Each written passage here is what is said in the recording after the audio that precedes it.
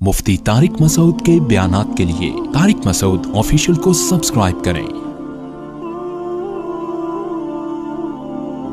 Tariq Masood official.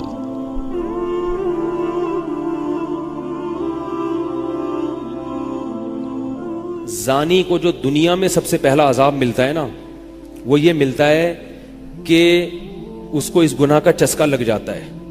वो जिना करता है ये सोच के कि सिर्फ एक दफा करूंगा, लेकिन ये हमेशा सोच सोच के करता रहता है और इसी हाल में उसकी मौत आ जाती है। ज़ानियों में मरता है वो। ये बहुत बड़ी भूल है कि मैं एक दफा गुनाह कर लूं फिर तौबा कर लूंगा, और ये शैतान इसलिए करवाता है, यार देखें तो सही इस गुनाह में लज्जत कैसी है, जायका कैसा है। ऐसे ही अल्लाह की तरफ से उस पर फिटकार बरसती है ना ज़ानी पर, वो तड़पता है कि मुझसे छूट जाए।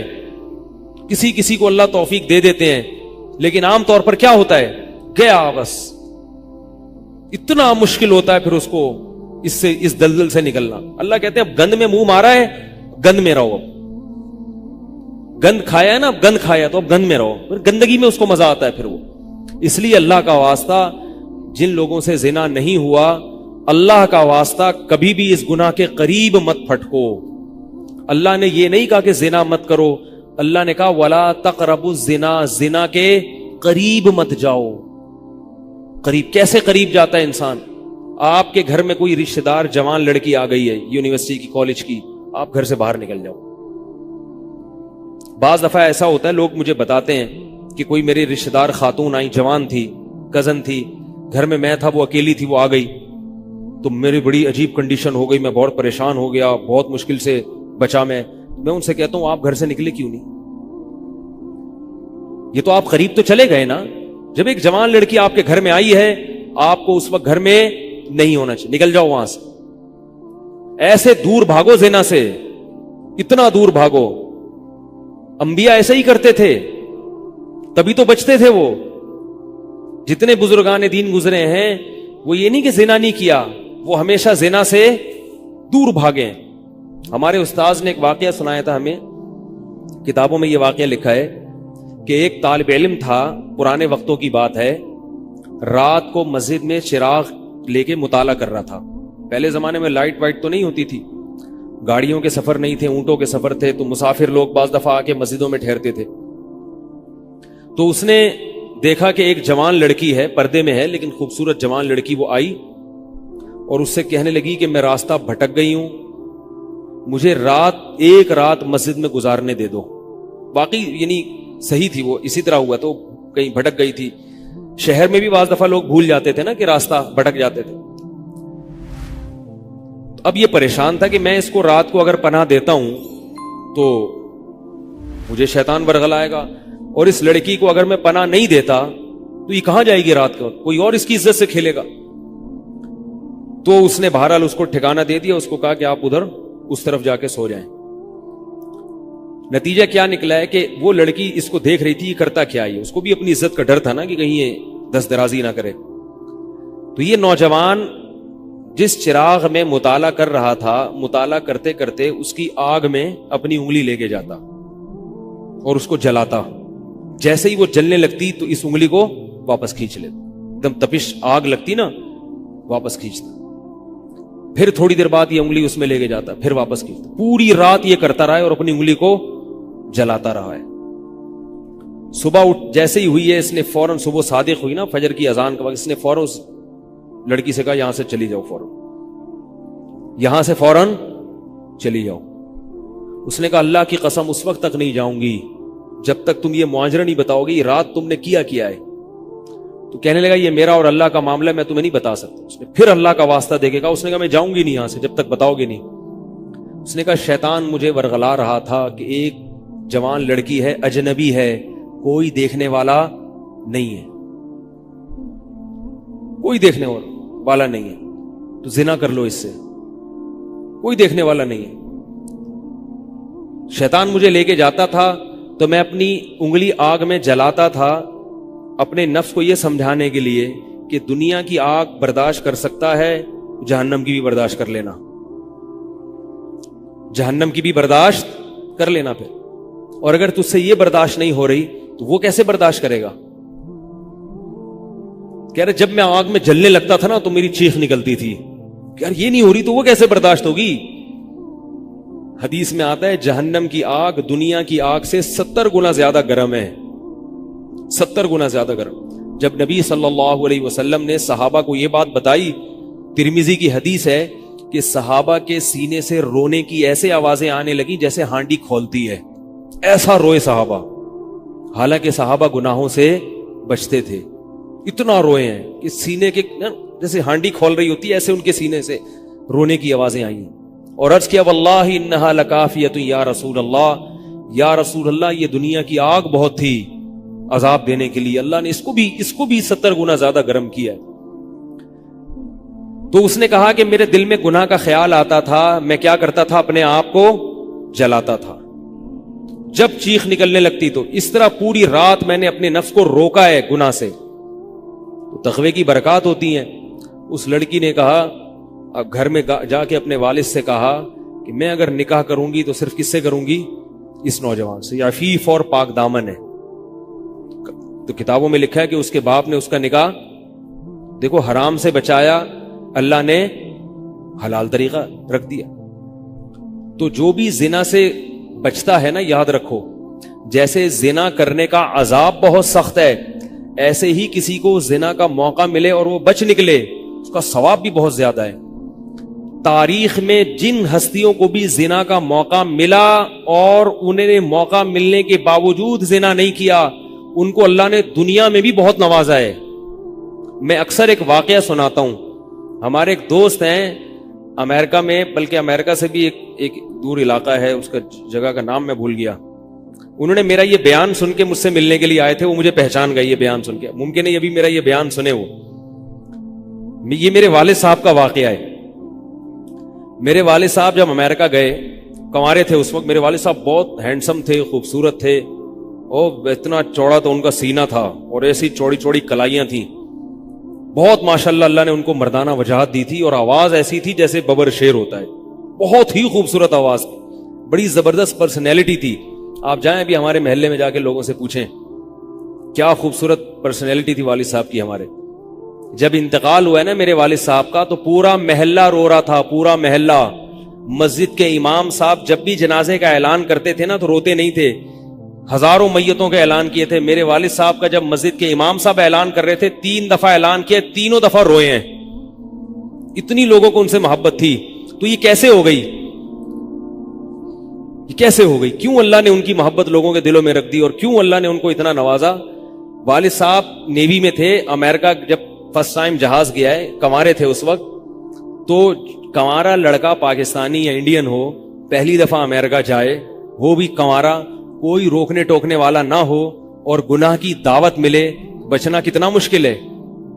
تو والد صاحب, یہ میں نے والد صاحب سے براہ راست نہیں سنا, ہمیں ایسی باتیں والد صاحب نہیں کرتے تھے, کسی ذریعے سے سنا میں نے کہ تمہارے والد صاحب نے یہ واقعہ ہمیں سنایا, کسی نے مجھے بتایا.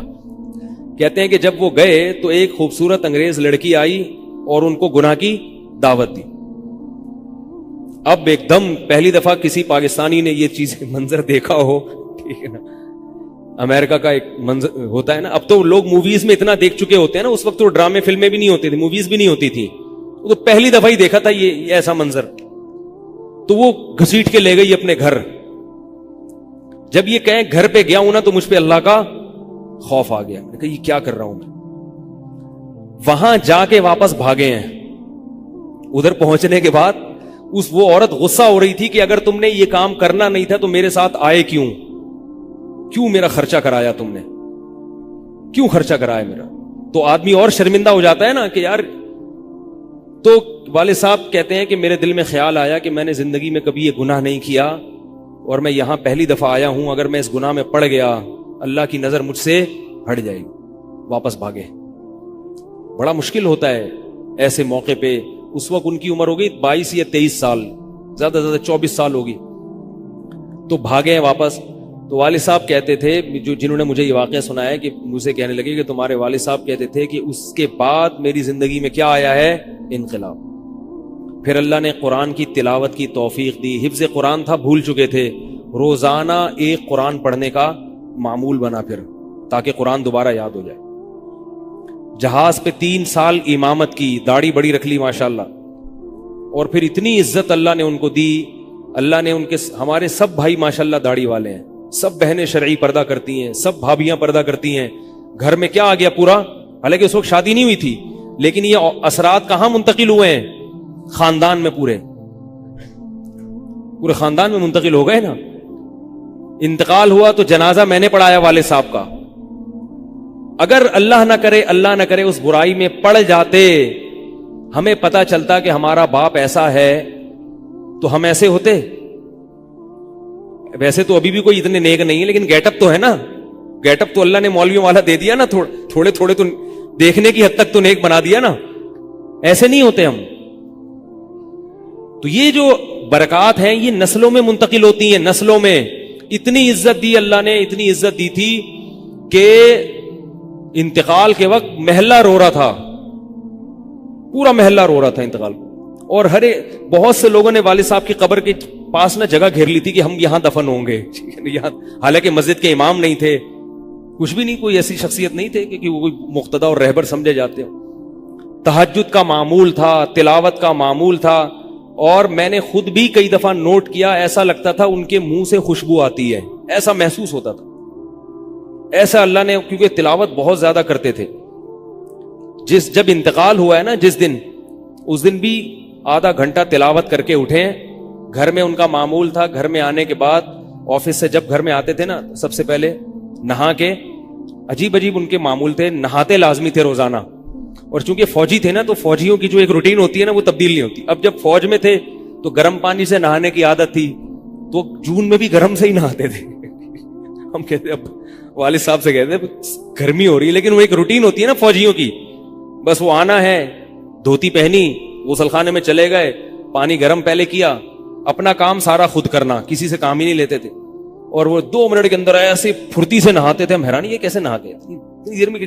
کہتے میں صابن سے باقاعدہ تسلی سے نہایا ہوں. اتنی جلدی پھرتی میں کام کرتے تھے. آتے ہی تلاوت کرنی, اور تلاوت اونچی آواز میں کرتے تھے. پورے گھر میں والد صاحب کے تلاوت کی آواز آتی تھی. مجھ سے غلطی یہ ہوئی کہ انتقال سے چند دن پہلے میں ان کی تلاوت سن رہا تھا, تو میرا دل چاہا میں اس کو ریکارڈ, اس وقت ریکارڈنگ کا اتنا زیادہ نہیں ہوتا تھا, میں نے کہا اس کو میں ریکارڈ کر لوں, لیکن وہ ریکارڈ میں نہیں کر سکا. میں نے کہا چلو بعد میں کر لوں گا, اور ان کا انتقال ہی ہو گیا. تو تلاوت اونچی آواز سے ٹوپی اتار کے تلاوت کرتے تھے. تو جس دن انتقال ہوا ہے, اور اللہ سے کہتے تھے کہ اللہ کسی کا محتاج نہ بنانا, ساری زندگی کسی سے خدمت نہیں لی, صرف جو ہے نا کمر دبواتے تھے بیٹوں سے اپنے. تو مجھ سے بھی دباتے تھے, میرا یہ انگوٹھا بڑا مضبوط ہو گیا ہے.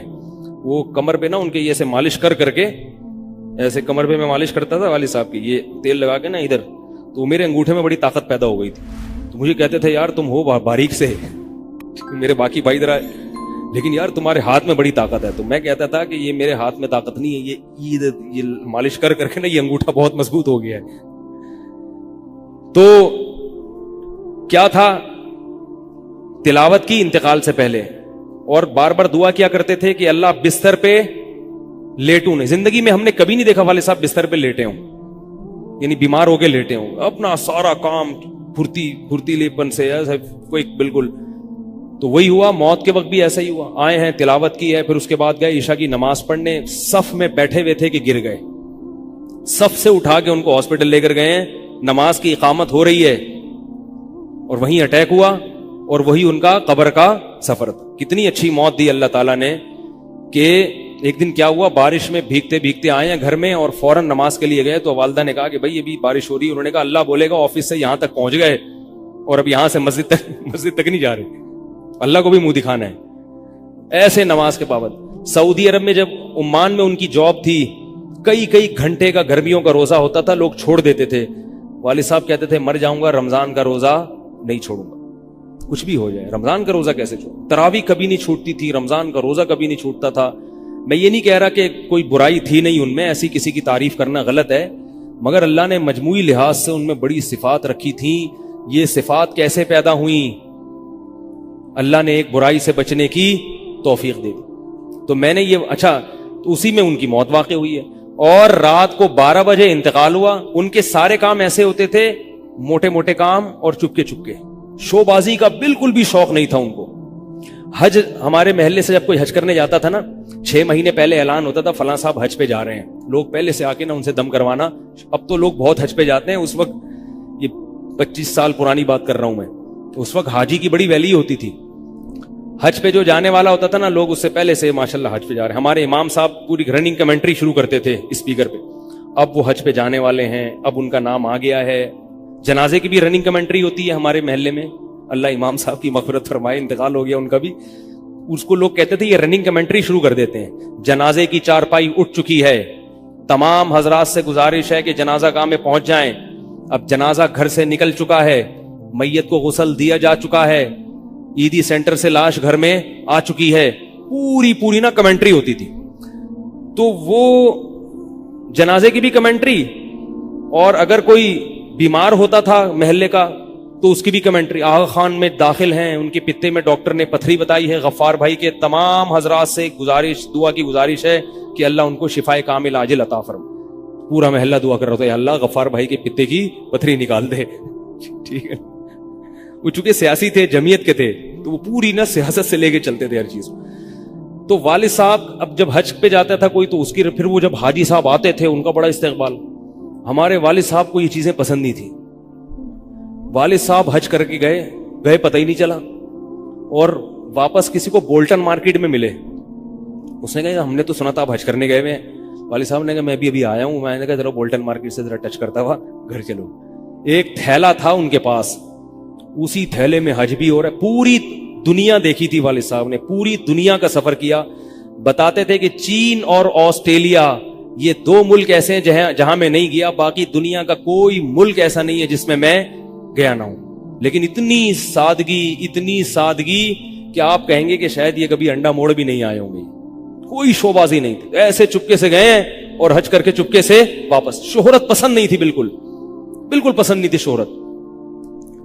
तो कोई भी काम है बस आराम से चुपके से कर लिया। खत्म कुरान के मौके पर हमारे इमाम साहब ना सबको बुलाते थे। हाँ भाई, अब तो वालिद साहब को पसंद नहीं होता था कि नाम लिया जाए मेरा, तो ये चीज लोग उनकी पसंद करते थे। तो उनकी मौत भी ऐसे ही हुई है चुपके से।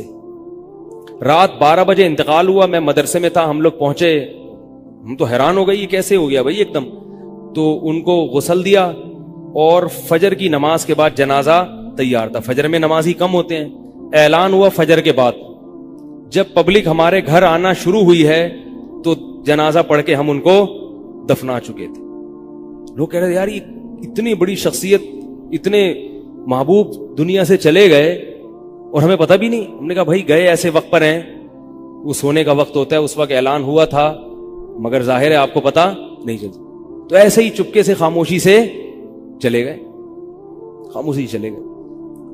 तो लोग यही कह रहे थे यार ये ना इन्होंने दुनिया में कभी खिदमत ली है, ठीक है ना, जनाजे में भी किसी को परेशान नहीं किया, ऐसे 2 सफ़े हुई थी जनाजे की, बस चले गए। तो कैसा अल्लाह ने चलते फिरते नमाज की हालत में उनको उठाया है। तो ये मैंने ये वाकया सुना है ना, तो एक साहब बारबडोस से शायद मिलने के लिए आए मुझसे। तो मुझसे वो बयान उन्होंने सुना, पहले मेरा बयान सुनते थे, मुझे पहचानते नहीं थे, अमेरिका की किसी रियासत में थे या बारबडोस में, वल्लाहु आलम। तो मुझसे मिलने के लिए आए, मुझे कहने लगे यार आप हाफिज मसूद साहब के बेटे हैं। मैंने कहा हाँ। कह रहे यार मैं आपका बयान कब से सुन रहा हूं, आपको पहचानता नहीं था। आपने एक दिन मिंबर पे वाकया सुनाया, तो ये वाकया तो आपके वालिद साहब का वाकया है, और ये मेरे वालिद साहब आपके वालिद का वाकया मुझे सुना के अमेरिका भेजा था उन्होंने कि बेटा हाफिज मसूद साहब की तरह जिंदगी गुजारना, अमेरिका जा रहे हो, जैसे वो बचे थे तुम भी बचना।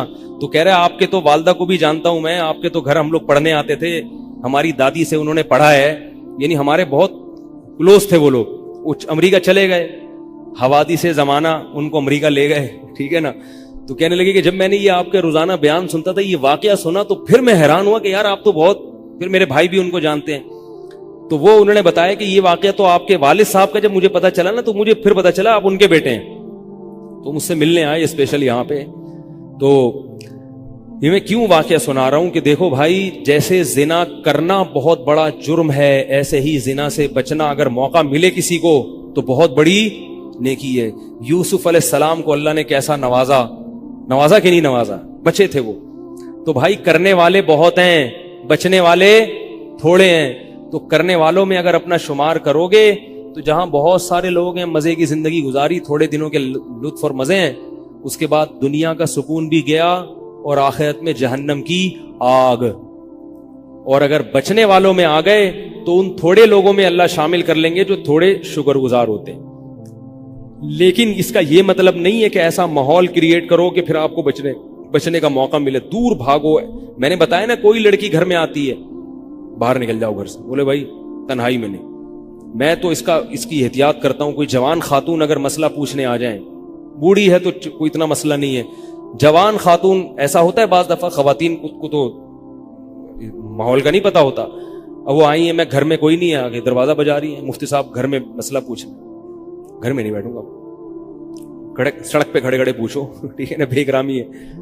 گھر میں آنا ہے تو پھر مسجد کے کسی خادم کو یا کسی بندے کو گھر میں بٹھاؤں گا کہ بھئی آپ بھی آ جاؤ, کیونکہ بدگمانی کا موقع دینا بھی کیا ہے, حرام. ہاں گھر والے موجود ہوں, اہلیہ موجود ہیں, پھر بے شک آگے بیٹھو. اور پھر بھی میں ایسا نہیں کرتا کہ اہلیہ دوسرے کمرے میں اور یہ خاتون اس کمرے میں میرے ساتھ بیٹھے. ایسا نہیں ہوگا بھائی, ایسا کریں گے تو کون آئے گا, ہے بھائی, ایسا نہیں.